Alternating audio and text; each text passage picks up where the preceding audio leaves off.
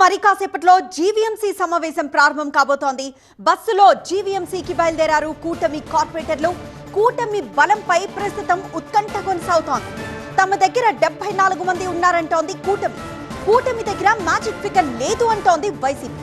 చివరి క్షణం వరకు తీవ్ర ఉత్కంఠ కొనసాగే ఛాన్స్ ఉంది.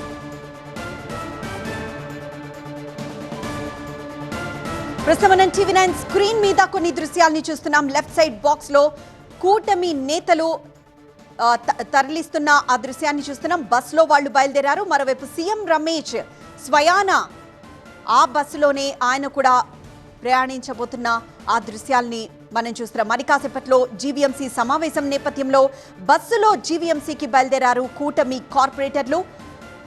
కూటమి బలంపై ప్రస్తుతం ఉత్కంఠ అయితే కొనసాగుతోంది. తమ దగ్గర 74 మంది ఉన్నారు అంటోంది కూటమి. అయితే కూటమి దగ్గర మ్యాజిక్ ఫిగర్ లేదే అంటోంది వైసీపీ. సో చివరి వరకు లాస్ట్ వరకు ఏం జరగబోతోంది అన్న తీవ్ర ఉత్కంఠ అయితే కొనసాగే ఛాన్స్ ఉంది.